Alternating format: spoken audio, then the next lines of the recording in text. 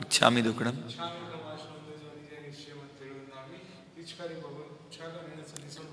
संदिसावे पड़ी गहो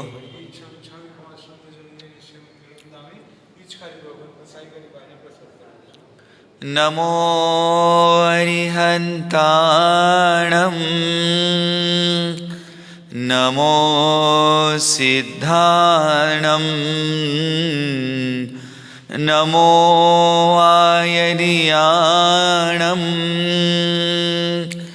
नमो वज्रायाणं नमो लोये सवसाहोणं ऐसो पंच नमोकारो सव पावपणासनो मंगलाणंच सवेसिं परमं हवै मंगलम। कुछ देर के लिए मन को शांत करने का प्रयास करेंगे। ध्यान की मुद्रा में बैठे मन को विश्राम देने के क्रम में मन, वचन और काया ये तीन योग हैं जो आपस में जुड़ जाते हैं और अपनी गतिविधियों से मुझे फंसाए रखते हैं। सबसे पहले क्रम में मुझे अपने मन को सुझाव देना है। मैं इस समय उपाश्रय में हूँ, मैं इस समय प्रवचन हॉल में हूँ। मेरा बाहर के वस्तु से, व्यक्ति से, परिस्थिति से इस वक्त कोई संबंध नहीं है।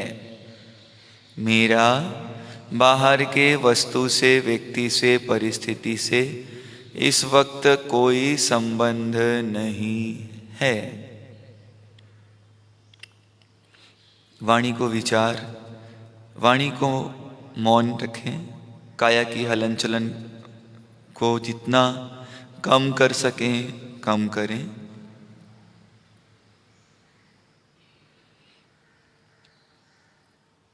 न मुझे भविष्य की याद में जाना है, न अतीत की कल्पना में।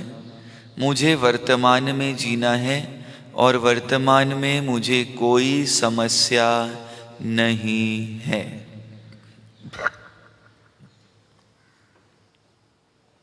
वर्तमान में मुझे कोई समस्या नहीं है।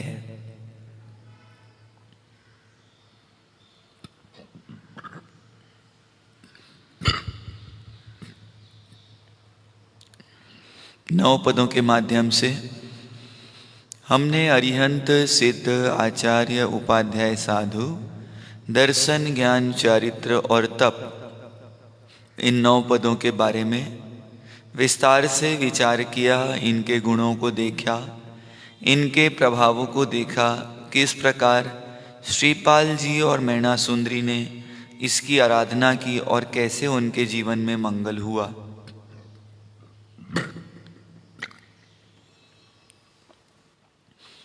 हम भी मंगल की इच्छा रखते हैं और मंगल की इच्छा के लिए हमें कार्य भी मांगलिक करने होंगे। और सर्व मंगल में सबसे महत्वपूर्ण स्थान रखते हैं नौपत जी महाराज।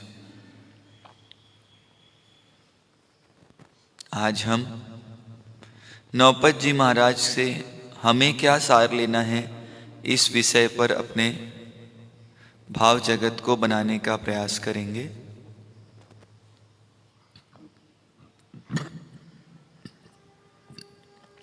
पूर्ण जागृति के साथ गहरी लंबी सांस लें और गहरी लंबी सांस छोड़ें।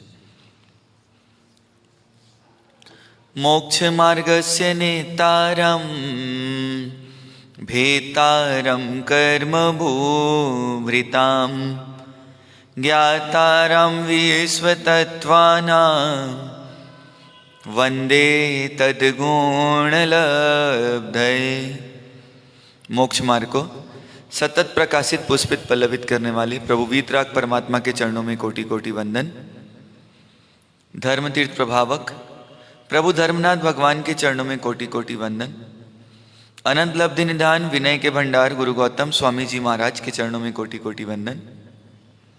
प्रत्यक्ष प्रभावी चारित्र चूड़ामणि चारुदादा साहब, दादा जिनदत्त मणिधारी कुशल चंद्र सूरी गुरु भगवंतों के चरणों में कोटि कोटि वंदन। समस्त आचार्य भगवंतों के चरणों में कोटि कोटि वंदन। जोधपुर नगरी में विराजित पूज्य गुरुदेवों के चरणों में कोटि कोटि वंदन। समादरणीय मुनि भगवंत, आत्मा से परमात्मा बनने की पात्रता रखने वाले भव्य श्रावक एवं श्राविकाओं, परमात्मा महावीर के शासन में आप हम सब ने नौपद की आराधना की और नौपद की आराधना के साथ ही हम एक चरित्र से जुड़े, जो था चरित्र श्रीपाल और मैणा सुंदरी का। अजित सेन महाराजा जो अब मुनि भगवंत बन चुके हैं और अजित सेन सूरी महाराज द्वारा श्रीपाल महाराजा को, जो श्रीपाल कुंवर से श्रीपाल महाराजा धीराज बन चुके हैं, और उनको किसकी आराधना के लिए मार्गदर्शन दे रहे हैं? नौपद जी की। साथ में किसको दे रहे हैं? तो श्रीपाल महाराजा के माध्यम से किसको दे रहे हैं? हम सभी को यह आराधना कैसे करना, इसका मार्गदर्शन दे रहे हैं।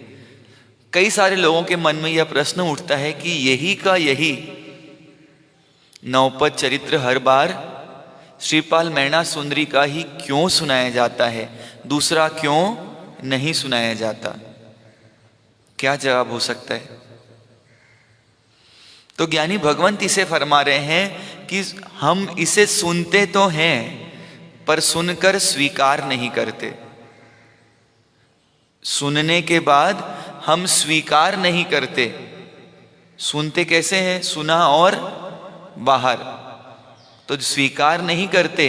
तो सुनने के बाद पहला कार्य स्वीकार करना, स्वीकार करने के बाद दूसरा कार्य है समझना। आखिर ये क्यों कहा गया, इसे इतना महत्व क्यों दिया गया, ये सब पीछे समझना होगा। पर 50% लोग सुनने के बाद स्वीकार नहीं करते।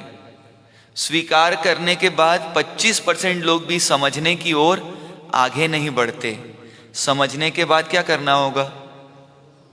संभलना, कि ये गलती मेरे से वापस नहीं हो, इसलिए क्या करना पड़ेगा? संभलना पड़ेगा। और सबसे अंतिम का कार्य है सत पुरुषार्थ करना। उस कार्य को पूर्ण करने के लिए सच्चा पुरुषार्थ करना। और ये क्या चीज है? सत पुरुषार्थ। सबसे पहले क्या करना? सुनना। सुनने के बाद स्वीकार करना। पहले एंड पे कोई क्वेश्चन नहीं आना चाहिए। बार बार ज्ञानी भगवान फरमाते हैं आणाए धम्मो, आज्ञा ही धर्म है। तो क्या नहीं करना? रिजेक्ट नहीं करना। सबसे पहले क्या करना? स्वीकार। स्वीकार कर लिया, कोई चीज समझ नहीं आ रही है, ऐसा क्यों, वैसा क्यों, ये क्यों, तो जाके क्या कर लें? समझ लें आपका आशय क्या था। और समझने के बाद क्या करें? संभलना, कि ये गलती मेरे जीवन में तो नहीं हो रही है। और पांचवा, फिर सत्पुरुषार्थ करना, ताकि मैं उसको अपने जीवन पे उतार सकूं। और श्रीपाल जी का चरित्र हमको यही चिंतन दे रहा है कि क्या करना। हाँ, क्या चिंतन करने का मौका दे रहा है कि एक व्यक्ति जो कोढ़ रोग से पीड़ित था, जन्म से व्यवस्था मिली, पर कुछ समय के बाद व्यवस्था समाप्त हो गई और दशा क्या हो गई? राजा से क्या बन गए? कोढ़ी बन गए, दर दर की ठोकरें खा रहे हैं। धर्म छूट गया। और जब वापस धर्म मिला तो फिर कैसे जिए? हर चीज में कौन था? सब जगह कौन था? और हमारे कौन रहता है? तो ये एक विचार करने का हमको प्रश्न दिया। अजित सेन की बातों को सुनकर, राजर्षि की बातों को सुनकर चिंतन किया तो उन्हें प्रतीत हुआ, किसे? श्रीपाल महाराजा को, संसार त्याग करके सर्ववीरती की क्षमता मुझ में नहीं है। क्या बोले? कि अभी मेरे भाव जगत ऐसे नहीं बनते हैं भगवान कि मैं क्या छोड़ दूं। आपको लगता है ऐसा?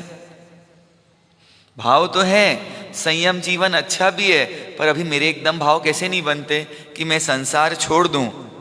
तो मैं क्या करूं? कौन पूछ रहे हैं? ये प्रश्न आपका है कि नहीं है? हाँ, तो अभी तक आपने हर साल कहानी कहाँ तक सुनी कि दादाजी ने बता दिया ऐसा ऐसा हुआ और कहानी खत्म हो गई।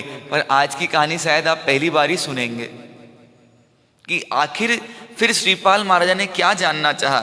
तो राजर्षि से पूछा, भगवान आपने जो जो बताई उससे संसार का नाटक तो समझ में आ गया। कौन बोल रहे हैं? श्रीपाल कुंवर बोल रहे हैं कि संसार का सारा नाटक समझ आ गया, किंतु संसार त्याग करके चारित्र ग्रहण करने का सामर्थ्य नहीं है। क्योंकि चारित्र ग्रहण करने के लिए खूब क्या चाहिए? शरीर की शक्ति की मन की? मन की। शरीर में शक्ति बाबूजी के पास ज्यादा है कि ये बाबूजी के पास ज्यादा है? इधर 15 साल उधर 75 साल, पर मन की शक्ति किसकी मजबूत थी? है ना? तो इसलिए कहाँ आ गए? ये चारित्र में आ गए। और आपकी शक्ति कहाँ मन लगती है? पर संसार में। इसलिए कहाँ बैठे? संसार में। इधर कृपा कीजिए, ऐसा मार्ग बताइए कि अपने जीवन में योग्य धर्म साधना, क्या बोले? अपने जीवन में योग्य धर्म साधना के द्वारा अपने जीवन को सार्थक कर सकूं। कौन बोल रहे हैं? श्रीपाल कुंवर, जिनका पूरा जीवन धर्म में ही चल रहा है। और वो क्या मांग रहे हैं? तो गुरु महाराज से मार्गदर्शन मांग रहे हैं कि मुझे ऐसा मार्गदर्शन दे दीजिए कि मैं अपना जीवन अच्छे से जी सकूं और इसे सार्थक कर सकूं। चाहिए आपको भी मार्ग ऐसा? करना है जीवन सार्थक? तो उत्तर में राजर्षि ने फरमाया, मैं भी ज्ञान के द्वारा देख सकता हूं। क्या बोल रहे हैं? कि तुम्हारा चारित्र मोहनीय कर्म, भोगावली कर्म, भोगे बिना छूटे, ऐसा नहीं है। कौन देख रहे हैं? अवधि ज्ञानी अजित सेन मुनि क्या बोल रहे हैं कि हे श्रीपाल कुमार, तुम्हारे कर्म, भोगावली कर्म, तुम्हारे चारित्र मोहनी ऐसे हैं कि बिना छोड़े भोगे छूटने वाले नहीं हैं। अतः जीवन में नौपद की उत्तम आराधना करो। क्या बोल रहे हैं? नौपद की उत्तम आराधना करो। इसके प्रभाव से समाधि मरण प्राप्त कर तुम 9वें भाव में मोक्ष जाओगे। क्या बोला? 9वें भाव में मोक्ष जाओगे। और नौपद से जुड़े रहने से हर जीवन इनका कैसा रहा? पूरा जीवन इनका अखंड रहा और इनका सुख भी कभी खंडित हुआ। और हमारा सुख कैसा है? होता है खंडित या खंडित है, इसका परिचय होता है। परिचय होता है। राजर्षि ने कहा, जब पूर्व में तुमने आराधना की उस समय विशेष समृद्धि नहीं थी। पूर्व में कब? जब वो पानी में डाला, डूम बोला, कोढ़ी बोला, उस समय तुम्हारे पास विशेष साधन नहीं थे, इस प्रकार तुम थोड़ी ही आराधना कर पाए। अब नौपद के प्रभाव से विपुल समृद्धि तुम्हारे पास है, अब उच्चतम आराधना करो। ये कौन बोल रहे हैं? किसको बोल रहे हैं? और वास्तविक में कौन सुन रहा है? कि बोले जब आपने पहले आराधना की होगी आपके पास इतनी शक्ति नहीं रही, पर अभी शक्ति कितनी है आपके पास? विपुल है कि नहीं है? आर्य देश, आर्य कुल, आर्य धर्म, जिन कुल, जिन शासन, अच्छा शरीर, बात मानने वाले श्रावक जी आजकल की सबसे बड़ी उपलब्धि है। पहले श्राविका जी बात मानती थी और आज, है ना मधु जी? गलत बोल रहा हूं क्या? है ना? तो बोले कि कौन सा धर्म मिला है कि जब सब चीजें बेस्ट मिल गई है तो इसका क्या कर लो? उपयोग कर लो। श्रीपाल कुंवर ने, महाराजा ने स्वीकार किया और क्या किया होगा फिर? 9 नूतन जिन मंदिर बनवाए। कितने? 9 नई प्रतिमा भरवाई और 9 जिन मंदिर का जीर्णोद्धार कराया। कितने? सब 9 चल रहे हैं। 9 नूतन मंदिर, 9 परमात्मा, और परमात्मा भी कैसे? स्वर्ण में। और फिर 9 जिन मंदिर। इसके द्वारा किसकी भक्ति की? अरिहंत परमात्मा की। फिर क्या किया? सिद्ध की भक्ति के लिए सिद्ध के आकृति की प्रतिमा बनवाई और उनका ध्यान करते थे रोज। कर सकते हैं आप? तो जीवन में यहां पर एक संदेश दिया, जिसकी शक्ति हो तो एक प्रतिमा अपने जीवन में जरूर भरवाना। एक परमात्मा के जिनालय का निर्माण करने की भावना रखना, और क्या करना, और क्या करना, जीर्णोद्धार करवाने की भावना रखना। प्रतिदिन 5 मिनट, 10 मिनट, 15 मिनट सिद्ध परमात्मा की आकृति, बहुत सिंपल काम है, एक फ्लैक्स जिसमें सिर्फ सिद्ध परमात्मा की आकृति हो और उसको घर पे लगा के 5-10 मिनट रोज क्या करें, उसका क्या करें, उसका ध्यान करें। ये किसकी भक्ति है, ये किसकी भक्ति है, सिद्ध परमात्मा की भक्ति है। फिर क्या करना, फिर क्या करना, तो तीसरे नंबर में किसकी भक्ति करना, आचार्य भगवान की। तो बोला उनकी भक्ति करना, बहुमान करना, वैयावच करना, जिन वाणी श्रवण करके उनके प्रत्येक कार्य में उद्यमशील बनना। उनका कोई भी कार्य हो तो कौन करे, ऐसी भावना कौन रख रहे हैं, ऐसी भावना कौन रख रहे हैं, ऐसी भावना आचार्य भगवंत रख रहे हैं कि क्या करना। आचार्य भगवंत किसको बोल रहे हैं, श्रीपाल महाराजा को नहीं बोल रहे हैं। अब किसको बोल रहे हैं, अब किसको बोल रहे हैं, अब हमको बोल रहे हैं कि क्या करना। आचार्य भगवंत का कोई भी कार्य हो तो हमको क्या करना, तत्परता से करना। फिर कौन आएंगे, उपाध्याय भगवंतों को स्थान, आसन, सबसे पहले वसति, स्थान, आसन, स्त्री, पशु, पंडक से रहित निर्दोष वस्ती प्रदान करना। कौन सी वस्ती देना, जो निर्दोष हो, ऐसी वस्ती रखना। पंचेंद्री कलेवर ना हो, मासिक धर्म वाली बहनें ना आती हो, ऐसी वस्ती का उनको क्या करना, व्यवस्था देना। यहां पर बता दिया कि जिसका मासिक धर्म हो उनको कहाँ नहीं जाना, तो गुरु महाराज के उपाश्रय में नहीं जाना चाहिए। ठीक है, अब जाना ही नहीं तो आहार बैरा सकते हैं क्या, तो आहार बना सकते हैं क्या, तो कम से कम नहीं बनाएं, नहीं बोराएं, आपके घर की व्यवस्था जैसी चलती हो चलाएं, पर गुरु महाराज को सिर्फ इतना ही बोल दें, गुरु महाराज आज, वो समझ जाएंगे कि आज व्यवस्था नहीं है। ठीक है, इसका ध्यान रखें। चौथा नंबर के बाद पांचवा साधुपद, और साधुपद क्या बोल रहे हैं, उन्हें वंदन करना, नमस्कार करना। एक साधु को नहीं बोल रहे हैं, ये नहीं बोला मेरे साधु, उनके साधु, मंदिर वाले, थानक वाले, तेरापंथी, ये नहीं, किसको, साधु को। फिर उन्हें लाने जाना, छोड़ने जाना, आहार के लिए हो, मार्गदर्शन के लिए हो, मांगलिक के लिए हो, पूजन के लिए हो, तो किसको नहीं भेजना,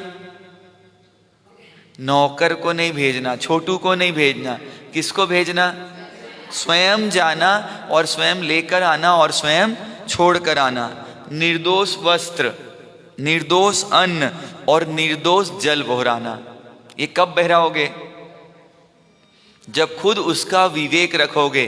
गर्म पानी कौन बहरा सकता है, तो जो खुद गर्म पानी पिएगा वो क्या कर सकता है, डॉक्टर के बोलने से आप गर्म पानी पी सकते हो, पर गुरु महाराज को कैसा मिल जाए, निर्दोष मिल जाए, इसलिए नहीं पी सकते। फल सुधार के 48 मिनट पहले रख दो और फिर उपयोग करो, तो अपने लिए भी करोगे तो गुरु महाराज को ऑटोमेटिकली क्या मिल जाएगा। पर अभी कौन सा दोष लगता है, औद्देशिक।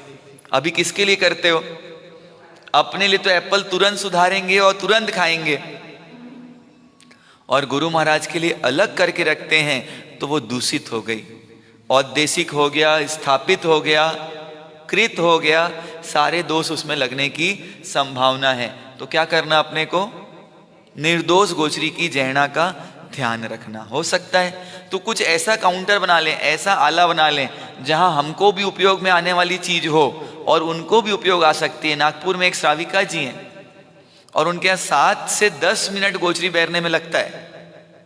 क्यों लगता होगा, क्योंकि वो जो रोज की तैयारी रहती है तो वो रहती है, और एक सामान की व्यवस्था ऐसी बना रखी है जो बिल्कुल निर्दोष, आंवला, घर का बना हुआ आंवला है, फुटाना चना है, ममरा है, जो भी चीजें 12 मासी खराब नहीं होती है, मिश्री है, सौंफ है, वो पूछते जाते हैं, नहीं नहीं नहीं नहीं नहीं नहीं बोलते 5 मिनट लग जाता है। पर ये एक सुखद संयोग है, उनके घर से कोई भी मुनि भगवंत कभी खाली हाथ नहीं गए। क्यों नहीं गए, बोले हमारे साथ कभी रसोई बनी नहीं बनी, गैस चालू नहीं चालू, पर हमारा एक वो जो खंड है हमने अपने लिए रखा है सामग्री, पर रख कैसा दिया है ताकि वहां पर कोई दोष उनको नहीं लग रहा है, स्थापना का भी दोष नहीं है। यहां तक भी हल्दी भी हमने कहाँ रख दी है, क्योंकि कई बार हल्दी भी आप लोग कहाँ रखते हो, मसालों के साथ, और गुरु महाराज को हल्दी भी चाहिए हो तो एक हल्दी भी आप सुस्ता नहीं बहरा सकते हो, क्योंकि चम्मच में आपके क्या रहती है, जो मसाला रखते हो राई धनिया सब साथ में रहता है तो वो सचित हो जाता है। उन्होंने क्या कर रखा है, पूरा अलग रख रखा है, और उससे क्या मिल जाता है, औषधि की चीजें, काली मिर्च, ये सब चीजें, इतनी सुंदर व्यवस्था। ये जागृति बढ़ाएं। फिर बोला दर्शन की शुद्धि के लिए क्या करना, रथ यात्रा, तीर्थ यात्रा, संघ पूजा, शासन प्रभावना, दर्शन शुद्धि के विशेष तप हैं। ये रथ यात्रा किसके लिए, तो वास्तविक में जैनों के लिए नहीं है। किसके लिए, जो दूसरा व्यक्ति देखता है और उसकी मान्यता शुद्ध होती है कि इनका जैनों का धर्म कितना अनुमोदनीय है। एक तपस्या करता है और पारणा कितने लोग करते हैं, सब करते हैं, तो उसका अनुमोदना आती है, खुद छोड़ के और क्या कर रहे हैं, संघ की शासन की भक्ति कर रहे हैं। तो कभी भी रथ यात्रा, तीर्थ यात्रा, संघ पूजा की अवहेलना नहीं करना। वर्ष में एक बार तीर्थ यात्रा जरूर करना। आपका मेहरौली तीर्थ स्वरूप है, पर उससे रुकना मत। फिर क्या करना, ज्ञान की आराधना करना, सिद्धांतों का लेखन करवाना, ग्रंथ आगम तैयार करवाना, ज्ञान का वितरण करना, और 5 प्रकार का स्वाध्याय वाचना, स्वाध्याय वाचना, प्रेचना, परावर्तना और अनुप्रेक्षा और धर्म कथा। ये स्वाध्याय के 5 चीज रोज करना। ये किसकी भक्ति, ज्ञान की। फिर चारित्र के लिए बोला व्रत नियमों का पालन करना और पालन करने वालों की भक्ति करना। खुद तो करना ही, और जो करते हैं उनकी क्या करना, भक्ति करना। और 7वें नंबर के बाद 8 और 9, तो 9वां नंबर बोला तप, आशंसा रहित होकर 6 प्रकार के बाह्य तप और 6 प्रकार के अंतरंग तप करना। आशंसा मतलब भौतिक सुख, परलोक की सुख की प्राप्ति के इच्छा के बिना कुछ नहीं चाहिए, इसलिए क्या करना। अभी तप किस लिए करते हैं, तो कोई भौतिक सुख और कोई परलोक में कि मेरे को देवलोक मिल जाए, मेरे को ये मिल जाए, इसलिए तप नहीं करना। ये कौन किसको बता रहे हैं, वहां तो अजीत सेन अवधि ज्ञानी मुनि भगवंत श्रीपाल महाराजा को बता रहे हैं, और क्या कर रहे हैं, इधर हमें बता रहे हैं। भाव भक्ति पूर्वक द्रव्य गुण पर्याय से नवपद का चिंतन करना और ध्यान करना। प्रतिदिन 1-1 मिनट भी हो तो अरिहंत सिद्ध आचार्य उपाध्याय दर्शन ज्ञान चारित्र का क्या करना, ध्यान करना। फिर तपस्वियों का उत्तर पारना और पारना करवाना। जो तपस्वी हैं, मालूम चल गया इनका कल से नौपद होली प्रारंभ होने वाली है, तो क्या करना, उनको अपने घर बुलाना, उनका पारना करवाना तपस्या के बाद, और तपस्या के पहले क्या करवाना, उनका उत्तर पारना करवाना। अखंड 4.5 वर्ष तक आराधना करना और सिद्ध चक्र का महापूजन करना। क्या करना, सिद्ध चक्र का महापूजन करना। फिर श्रीपाल महाराजा गेहूं चावल का यूज करेंगे क्या, मांडले में किसका यूज करेंगे फिर, तो बोलते हैं श्रीपाल महाराजा ने सोना चांदी भी नहीं, विविध वर्ण के रत्नों से मांडला बनवाते थे। किससे, रत्नों से। और हमसे कितना रत्न छूटा कल, हाँ, रत्न क्यों, क्यों कागज के टुकड़े आज चलेंगे कल नहीं चलेंगे। अभी भी आप लोग के पास एक आध कोने काने का पड़ा हुआ निकल गया हो तो देख के आंसू ही आते हैं ना। गया रे 500 रुपया, गया 1000 रुपया, निकला ना, मंदिर के आले में ही निकल गए। जरा विचार कीजिए कि ये कागज के टुकड़े आज हैं कल नहीं रहेंगे, इसलिए क्या करते थे, रत्नों से इसका उपयोग करते थे। तो कभी कोशिश करना, ज्ञान पूजा का अवसर आए, परमात्मा के गुरु का आपके घर पधरामणी हो, तो कम से कम सोने चांदी के सिक्कों से क्या करना, उनकी बधामना करना। क्योंकि ये चीज कैसे हैं, मिलावटी अशुद्ध नहीं होते, ये शुद्ध होते हैं और कभी भी प्रचलन से बाहर नहीं होते। फिर बोले ये भगवान हमें कैसे मिलेंगे, कैसे मिलेंगे? तो ये पूरी चर्चा से हमको बताया कि नौपद का द्रव्य गुण पर्याय सहित भाव भक्ति पूर्वक प्रतिदिन क्या करें। तो नौपद को बिल्कुल सामान्य समझना नहीं है। फिर बोलते हैं आनत नामक अंतिम समय में शुभ ध्यान पूर्वक देह छोड़ा। किसने? श्रीपाल महाराजा ने। और आनत नामक देवलोक में गए। नौपद के प्रभाव से आपको जानकर बहुत हर्ष होगा, उनकी 2 योनि हमेशा के लिए समाप्त हो गई। कौन कौन सी? नरक और तिर्यंच। श्रीपाल महाराजा कभी भी नरक और तिर्यंच गति में नहीं जाएंगे। सिर्फ किसके प्रभाव से? आपको जाना है कि नहीं जाना है? नहीं जाना देवलोक? 2 में नहीं जाना है, 2 में तो जाना है ना। तो क्या करना, क्या करना? नौपद की आराधना करना। और मनुष्य और देव ऐसे 9 भवों में श्रीपाल महाराजा मुक्त हो जाएंगे। कितने भवों में? और वो कैसा होगा? देव मनुष्य, देव मनुष्य, देव मनुष्य, कुछ भी नहीं होगा। कितना जबरदस्त! कितने समय में? 1 भव में मनुष्य के, और 70, 80, 100 साल में कितना इकट्ठा कर लिया। अपन कर सकते कि नहीं कर सकते? हाँ, जे कम में सुरा ते धम में सुरा, धर्म में लग जाएं तो इसको हम कर सकते हैं। गौतम स्वामी श्रेणिक महाराजा को बता रहे थे। ये कहानी कौन किसको बता रहे हैं? कि नौपद आराधक बने। हमने भी कथा सुनी, पर अब किसका आराधक बनना है हमको? हमारे साथ अब तो दिवाली आ गई, अब तो आराधक घर का बनना ही पड़ेगा। अब तो पाप करना ही पड़ेगा, पाप का पुण्य घटा के बैलेंस बढ़ाना ही होगा, है ना? ऐसा ही है ना कि नहीं है? तो बोल रहे हैं सब आराधक बने, ऐसी भावना रखी। और इधर भगवान राजगृह के उद्यान में पधार चुके हैं और सूचना किसको मिली? श्रेणिक महाराजा को। अभी तक ये संवाद श्रेणिक महाराजा और अब कौन आ रहा है? इस शासन के नायक प्रभु महावीर का समोसरण लगा। और अब भगवान भी किसकी दर्शना दे रहे हैं? ये एक महज संयोग था कि प्रभु महावीर ने भी नौपद का स्मरण किया और नौपद का स्वरूप बताया। परमात्मा राजगृह के उद्यान में विराजे। गौतम स्वामी जी, गणधर भगवंत, इंद्रदेव, गण इत्यादि से युक्त 12 पार्षदा में प्रभु ने स्वमुख से संबोधित किया। ये सुना आपने पहले कभी? कहानी कहाँ खत्म हो जाती है? तीनों भव बताया, डूम कोढ़ी बताया और कहानी। पर अब भगवान खुद बता रहे हैं, श्रेणिक, ये नौपद तुम्हारे मन में आश्चर्य उत्पन्न करते हैं। कौन बोल रहे हैं? स्वयं परमात्मा बोल रहे हैं, क्योंकि सुना किसने अभी? और श्रेणिक महाराज को प्रश्न उठ रहा है। तो बोलते हैं तुमने अभी तो अल्प मात्रा में सुना है। कौन बोल रहे हैं? जरा विचार कीजिए। गणधर भगवंतों के ज्ञान के माध्यम से गौतम स्वामी जी महाराज ने फरमाया, और भगवान क्या बोल रहे हैं कि हे श्रेणिक, तुमने तो अभी अति अल्प मात्रा में सुना है, और जो मैंने सुनाया वो कैसा होगा? तो अल्पा अल्प है। जब तीर्थंकर भगवंत के सामने गणधर भगवान अति अल्प बोल रहे हैं, तो जो साधु भगवान बनाते हैं वो कैसा हो जाएगा? तो बोलते हैं समस्त, कौन बोल रहे हैं? अब भगवान बोल रहे हैं, समस्त सुखों का मूल नौपद है। क्या बोल रहे हैं? हमको श्रद्धा बढ़ानी कि नहीं बढ़ानी है? तो बोल रहे हैं समस्त सुखों का मूल नौपद है, मूल कारण जो वो शुद्ध भाव ही है।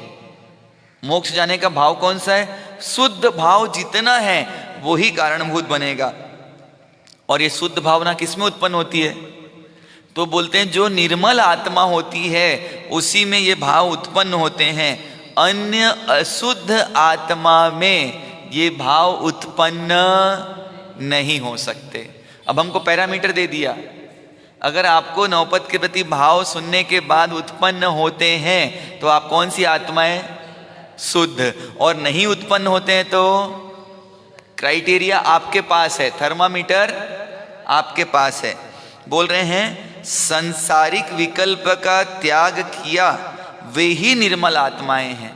जो सांसारिक विकल्पों का त्याग करते हैं वो किसके हैं? निर्मल आत्माएं हैं। नौपद स्वरूप है, अतः वे नौपद स्वरूप में रह सकते हैं। कौन बोल रहे हैं? भगवान। कि विकल्पों का क्या करो, जो करना है कर लो, पर क्या मत करो। पर अभी ज्यादा क्या चलता है? विकल्प चलता है। अभी यहाँ बैठे हैं, ट्रेन मिलेगी कि नहीं मिलेगी, लेट तो नहीं हो जाएंगे, हम लोग जाएंगे तो बारिश ज्यादा तो नहीं हो जाएगी, घर में खाना बना हुआ मिलेगा कि नहीं मिलेगा, काम वाली आएगी कि नहीं आएगी।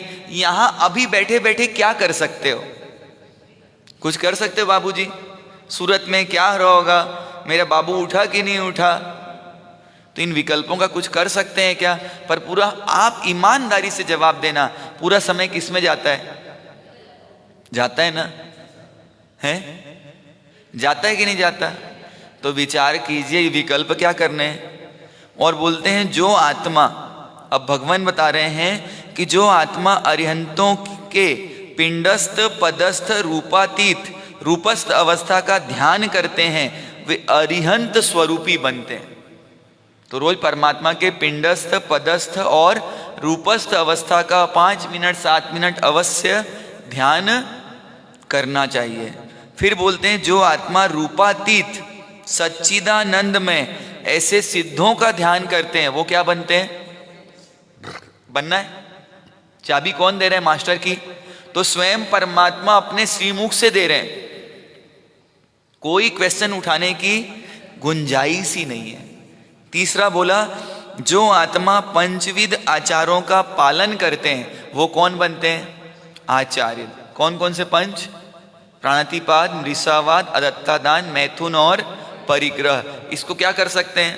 पूरा नहीं छोड़ सकते पर कम कर सकते हैं, कर सकते हैं। अब जितना है उससे आगे नहीं बसाएंगे।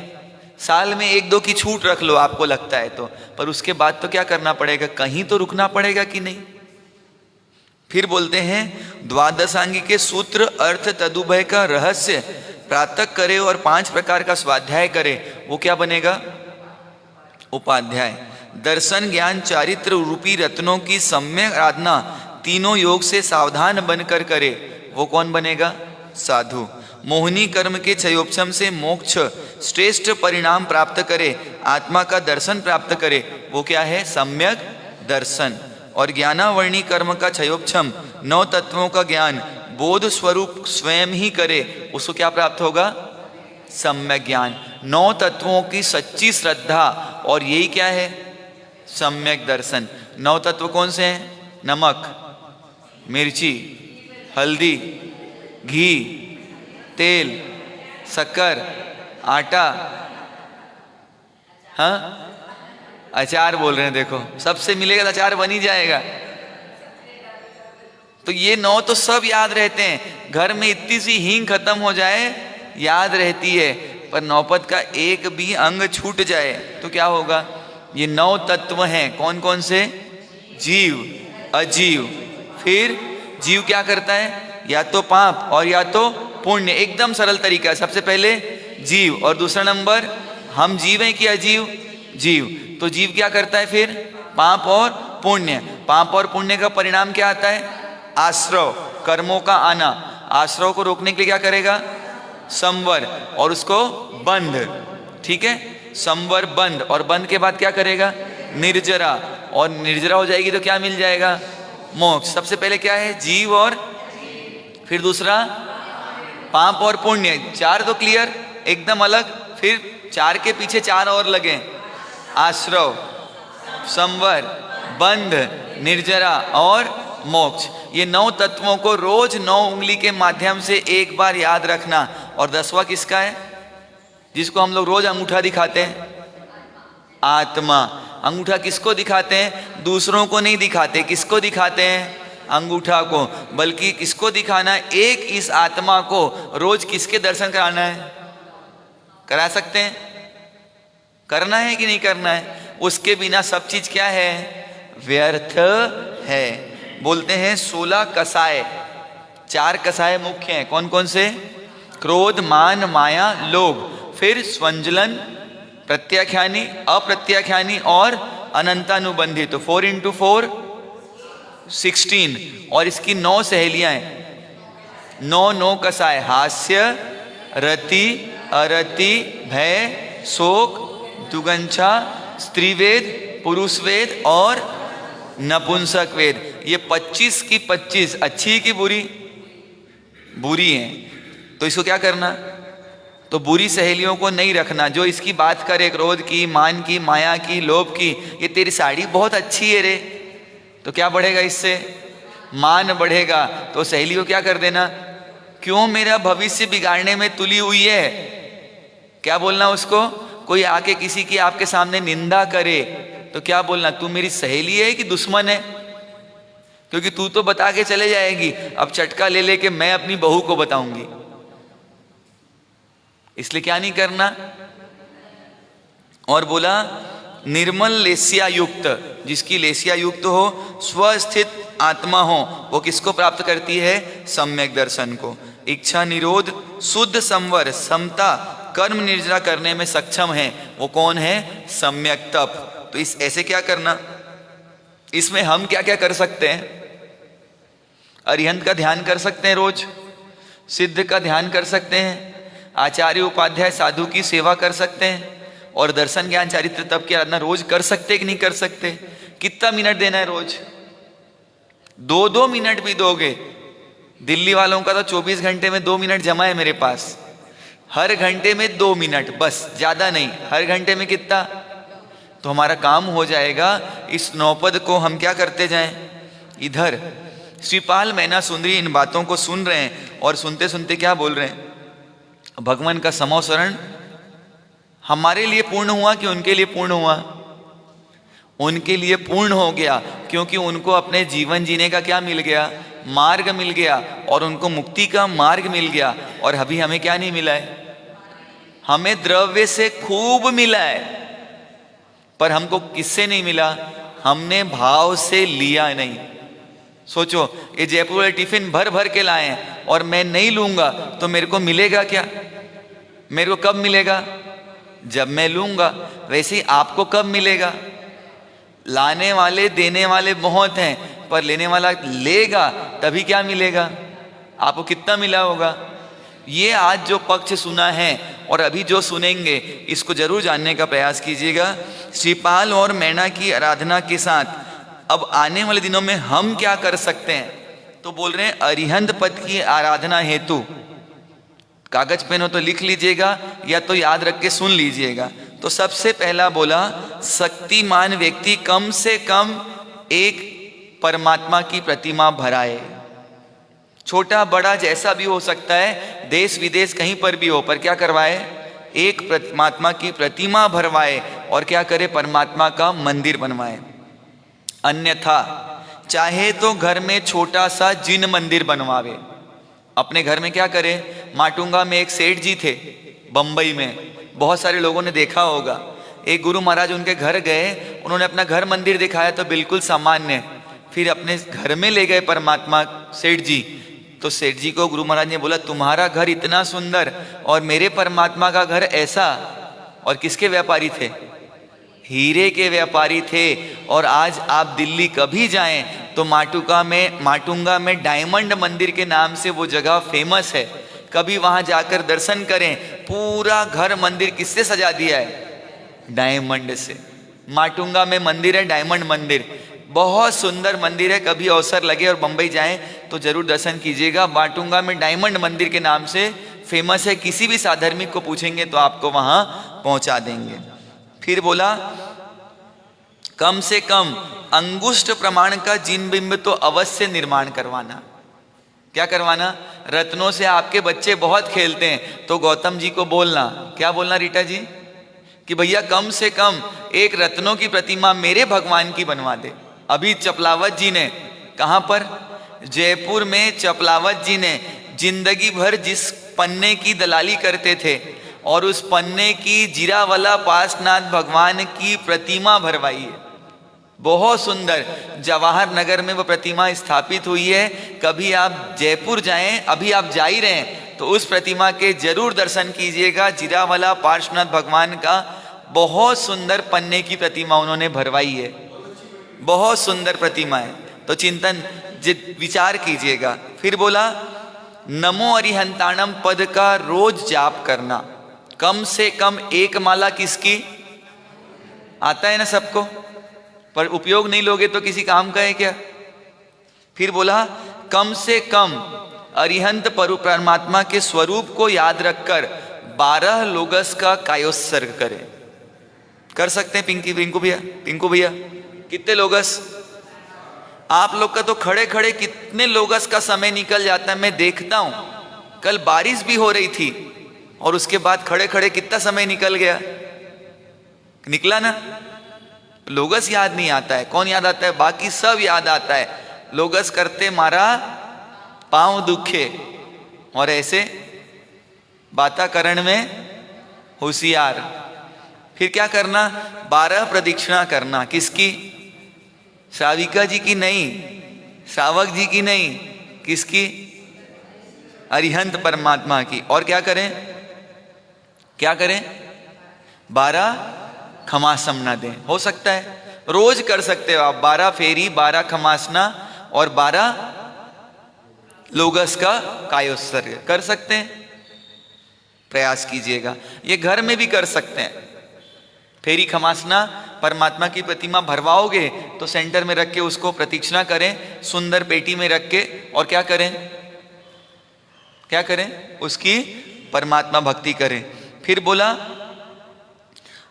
अब सिद्ध पद की आराधना के लिए संकल्प दे रहे हैं। परिकर सहित जो होती है वह मूर्ति अरिहंत प्रभु की होती है, परिकर रहित मूर्ति सिद्ध परमात्मा की होती है। तो सिद्ध परमात्मा की प्रतिमा भराना, मूर्ति का दर्शन करते ही जैसा मैं हूं वैसे आप हैं ऐसा ध्यान करना और अपने स्वरूप को देखने का प्रयास करना। नहीं भी कर सकें तो एक फ्लैक्स अपने घर में जरूर लगवाएं।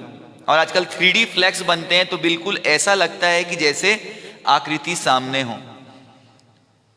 और सबसे अच्छी बात बोल रहे हैं, हमेशा अनंत सिद्ध मुझे देख रहे हैं ऐसा चिंतन करना जिससे पाप करने की इच्छा ही न हो। कौन देख रहा है? कोई देखे चाहे मत देखे, पर अनंत सिद्ध परमात्मा किसको देख रहे हैं? 14 राजलोक में स्फटिक में सिद्ध परमात्मा देखे हैं और उनको रोज भावों से वंदन करें। क्या लगेगा इसमें? कुछ लगेगा कुछ नहीं। मन बहुत जरूरी है।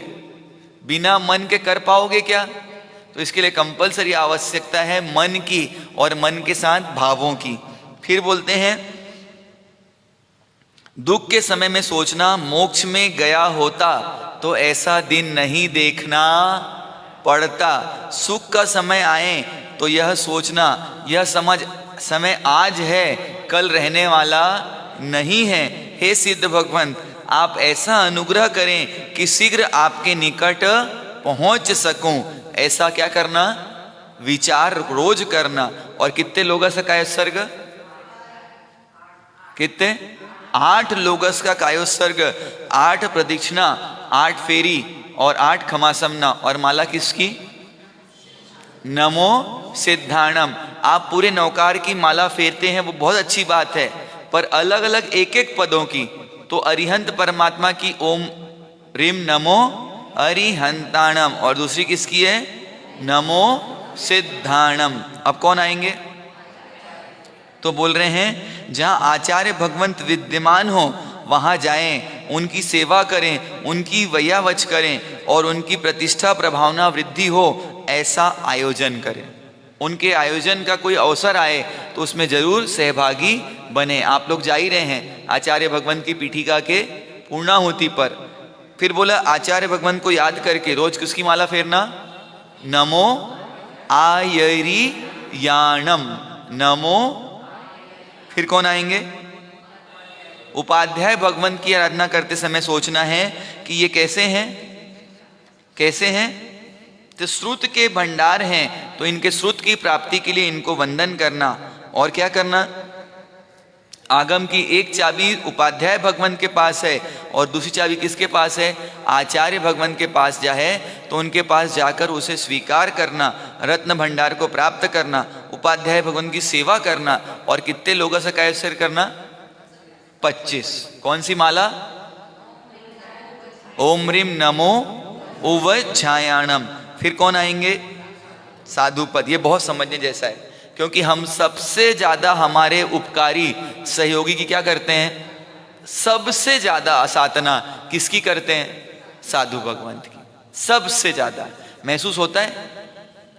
हाँ, और सबसे बड़े उपकारी कौन है? वो नहीं रहे तो हमको संभालने वाला कोई है? सही को सही बताने वाला कोई है? और हम इतने बुद्धिशाली हो जाते हैं कि क्या सही क्या गलत उनको ही बताने चले जाते हैं। होता है कि नहीं होता? हाँ, आप लोग तो बोलो ही मत, मेरे से बड़ा अनुभवी कोई नहीं है यहाँ दिल्ली में। आप तो बोलो ही मत, दिल्ली वाले तो एलिजिबल ही नहीं हो ये बोलने में। मेरे को जितना अनुभव दिया है, ये पहली बार ही मिला है, तो बहुत बहुत आप लोग का धन्यवाद। बोला आचार्य भगवंत और उपाध्याय भगवंत तक पहुंचने के लिए साधु माध्यम है, क्योंकि पहले वो क्या बने? उसके बिना आचार्य उपाध्याय मिलते आपको? हाँ, मिलते? फिर बोले उन्हें निर्दोष आहार, पानी, वस्त्र उपलब्ध कराना, और जब जाएं तो क्या बोला? पुनः पधारिएगा। और वापस क्या बोलिए? आए तो सामने खड़े होके वो धर्म लाभ की आवाज सुनते हुए कहाँ जाना? तो अपने द्वार पर जाना घर के सदस्यों के साथ, और क्या निवेदन करना? पधारिए। और मांगलिक सूचक क्या करना?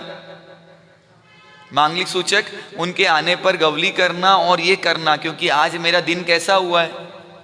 धन्य हो गया कि आज पंच महाव्रती के चरण कहाँ पड़े हैं। और अभी तो क्या करना पड़ता है? एक माता जी घर में रहती है और बाकी लोग क्या करना पड़ता है? ए चिंटू सुन तो, ए बबलू सुन तो, सुनो बिन्नी कहाँ हो, आवाज देना पड़ता है ना। जबकि हमको उस समय अलर्ट रहना चाहिए। फिर बोले 5 महाव्रत 3 गुप्ती का पालन करते हैं, 10 विध समाचारी का पालन करते हैं, क्षमा नम्रता सरलता को धारण करते हैं, और क्या करते हैं? गलत करने वाले पर भी, आपके घर जोगवाई नहीं है कभी गोचरी की, तो कभी डांट फटकार के गए?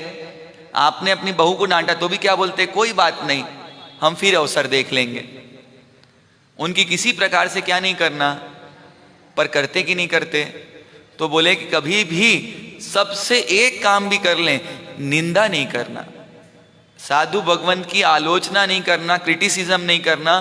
चर्चा करना है, उनकी कुछ बात आपको गलत लग रही है, अनुचित लग रही है, तो किससे जाके पूछो? उनसे जाके पूछो कि भगवान इसमें आपका आशय क्या था, तो आपको बताएंगे। क्योंकि आप उनको तो रोक दोगे, वो तो आज आएंगे और चले जाएंगे, पर क्या होगा? विकास किसका रुक जाएगा? हाँ, वो तो दिल्ली के दिल का छेद बंद करने आए हैं। बाकी तो दिल्ली नगरी किसकी है? दिल वालों की।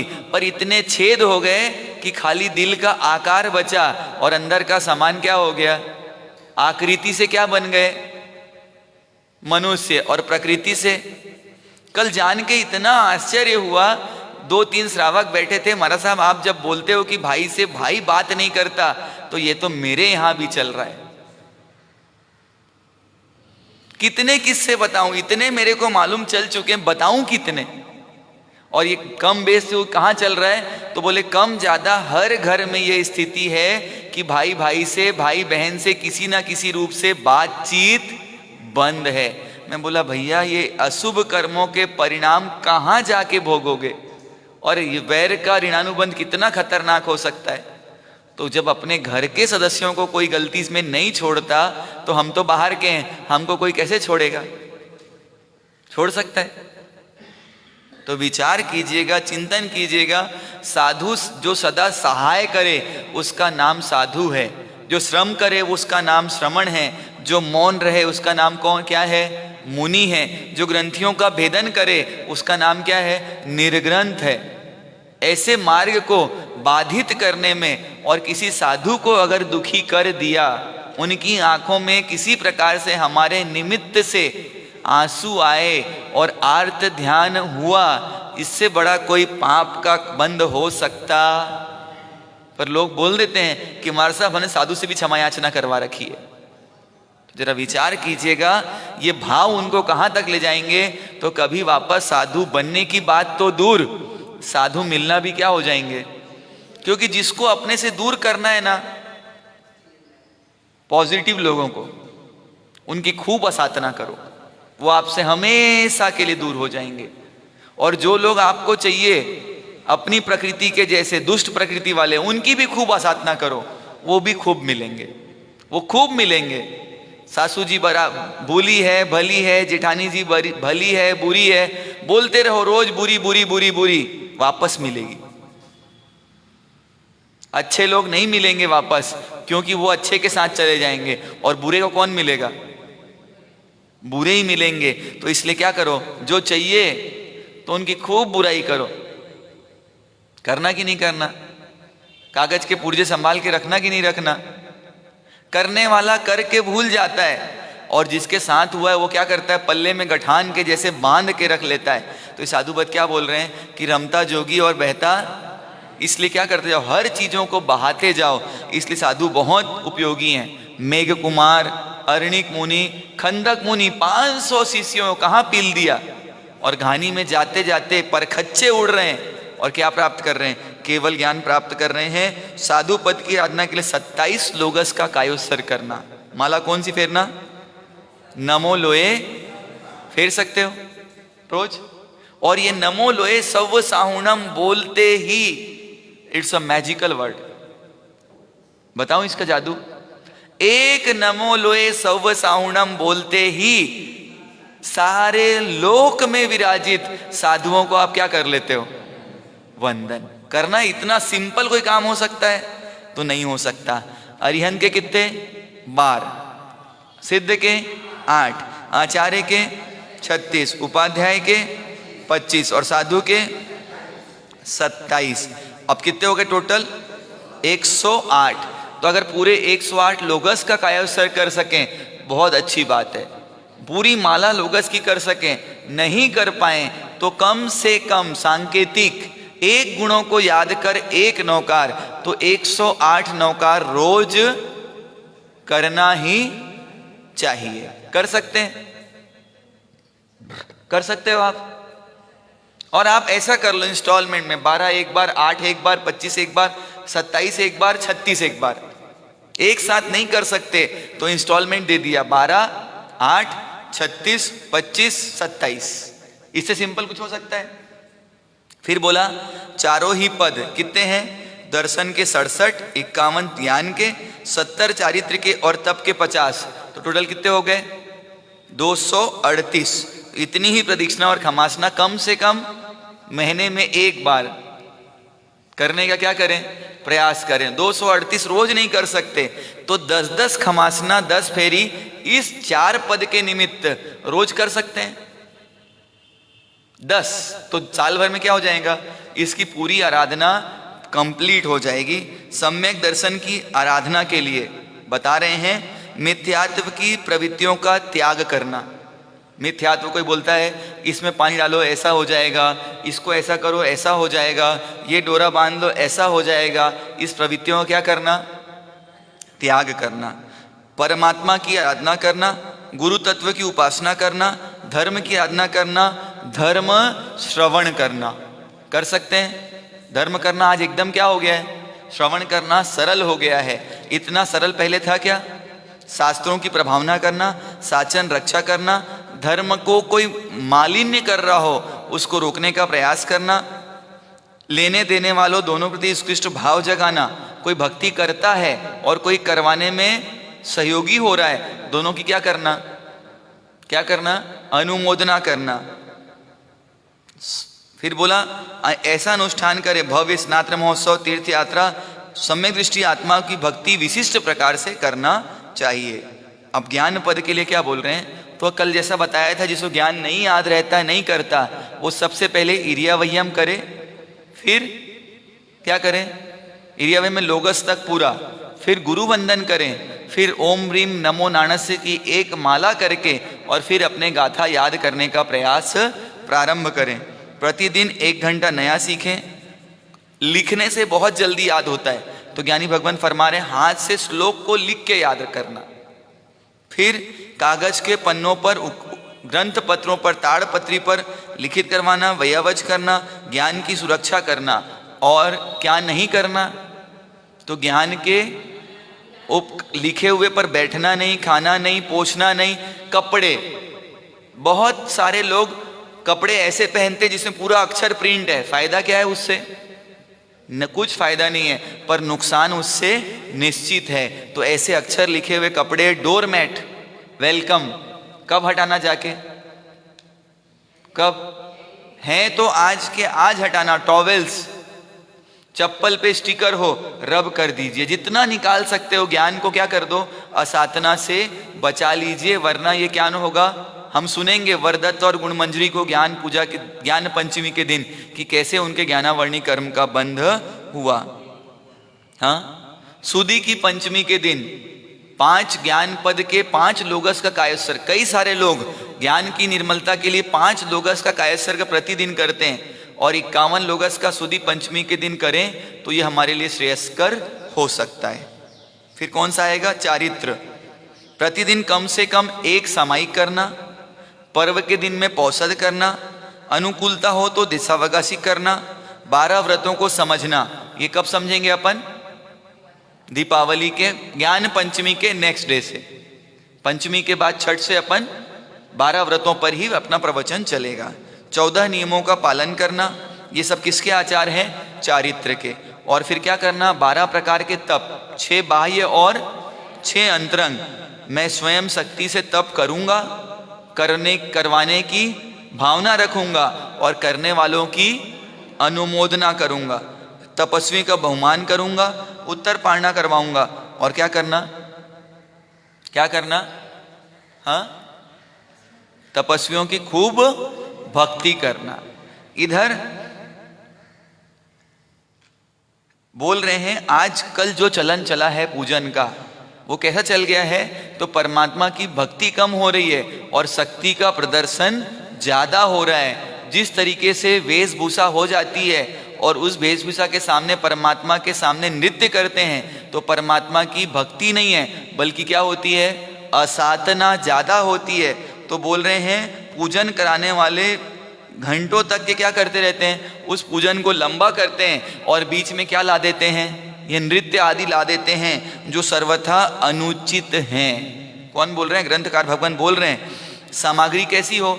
अच्छा दिखाने के लिए प्लास्टिक के चीज, ये चीजें आ जाती है, पर द्रव्य कैसा होना चाहिए? उत्तम से उत्तम। मिठाई अच्छा दिखाने के लिए कहाँ से लाते हो? हल्दीराम, जीवाराम, पर ये राम राम कर लेना इनसे। क्या करना? मिठाई कहाँ बनानी चाहिए?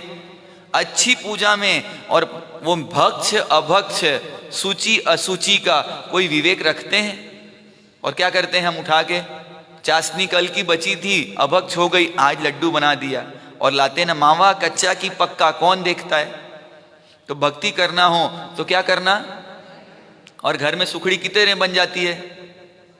5 मिनट में। तो कर सकते कि नहीं कर सकते? भले उसमें वैरायटी नहीं होगी, पर क्या होगा?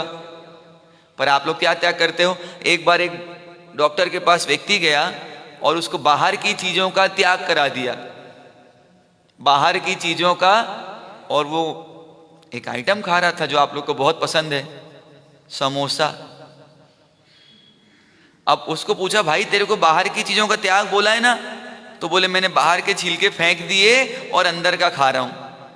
तो आप लोग भी क्या बोलोगे? हमारे सब बाहर का डब्बा हम फेंक देते हैं, अंदर की मिठाई। तो ऐसा काम नहीं करना। हमको क्या करना? और यही क्या करते हो? खाकरा जो बाजार से लाते हो, भगवान जाने कौन सा आटा, कौन सा क्या चीज कौन बना रही है। सूची में असूची में, रात को दिन को, इतनी शुद्धि रखने वाले घर में, और वो खाकरा बाजार है, कैसे खा सकते हो? फिर घर में खाकरा कितने में खराब हो जाता है, स्मेल आ जाती है ना।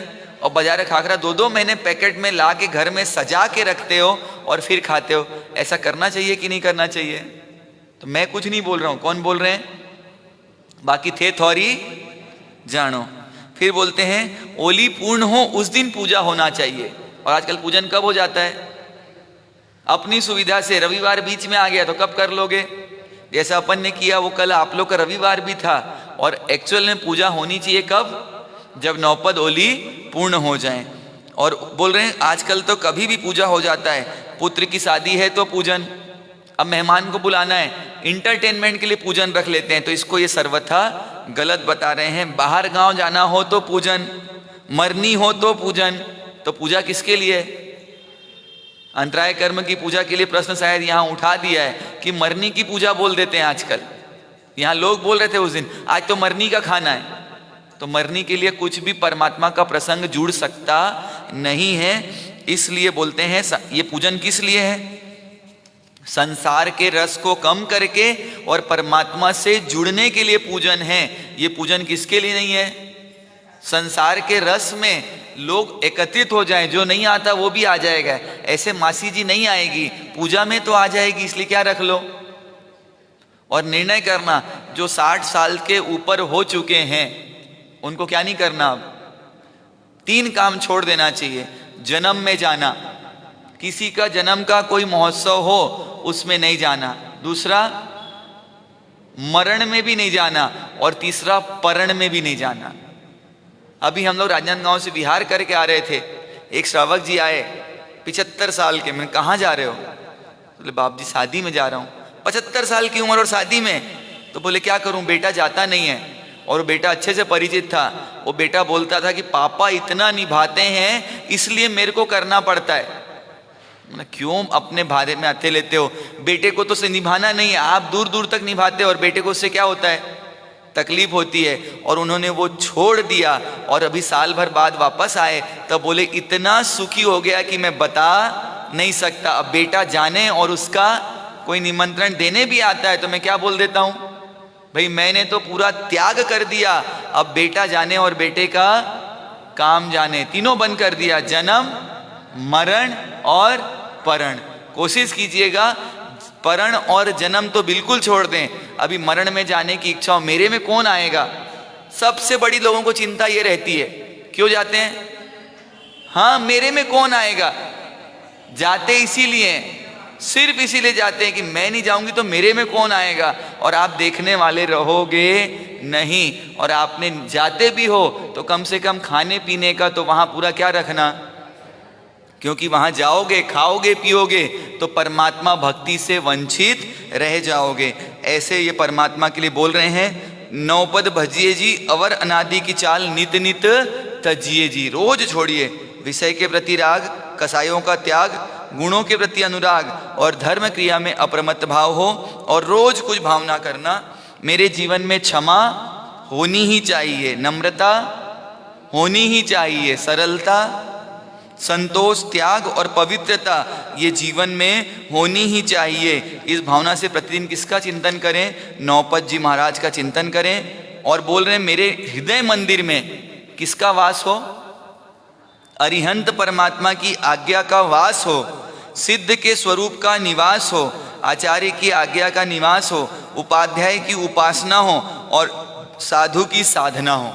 ये 5 चीजें दी हैं, अरिहंत की आज्ञा, सिद्ध का स्वरूप, आचार्य की आज्ञा, उपाध्याय की उपासना और साधु की साधना।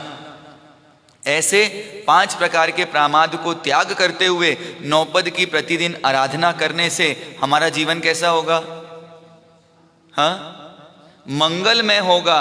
और ये जीवन मंगलमय हो, हम अपने आप को मंगलमय बनाने साथ जिन मार्ग में आगे बढ़ते जाएं और हमारा तन मन और धन किसकी भक्ति में लग जाए, किसकी, 9 पद की। और 9 पद में सब कुछ आ गया, कोई बाकी है क्या जिन शासन का, 9 पद में कुछ छूटा?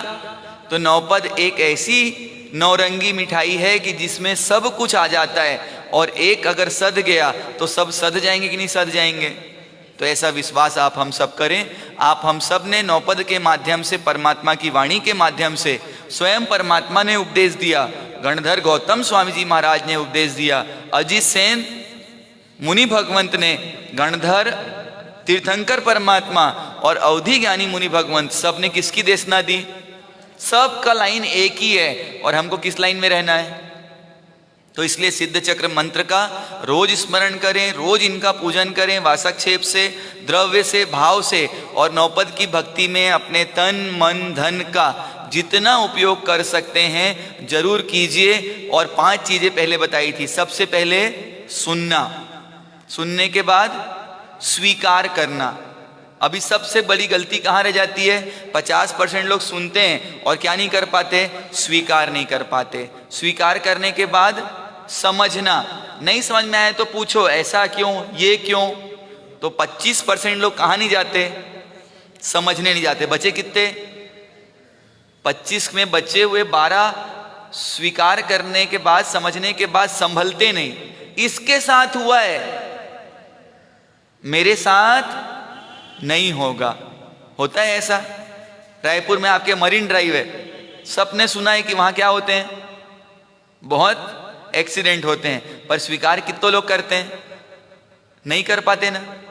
फिर स्वीकार के बाद संभलते नहीं है, और संभलने के बाद सत्पुरुषार्थ नहीं करते हैं, तो रोज एक्सीडेंट की खबरें आ जाती है। तो हमारे को सबसे पहले सुनना, सुनने के बाद स्वीकार करना, स्वीकार करने के बाद समझना, समझने के बाद संभलना, और संभलने के बाद सत्पुरुषार्थ करना।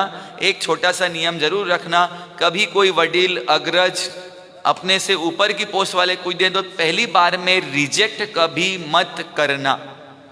ये तो हो ही नहीं सकता, हमारे यहाँ तो ऐसा ही चलता है, हमने तो दादाजी के जमाने से ऐसा देखा है। आपने देखा, उसमें आपकी कोई गलती नहीं है, पर गलत बोलने वाला भी गलत नहीं है। इस विचारों से उनका स्वागत करना। पूरी कथा के प्ररूपण में कुछ अन्यथा कहने में आया हो, जिन आज्ञा की कुछ विधातना हुई हो, तो त्रिविध त्रिविध मिच्छामि दुक्कडम।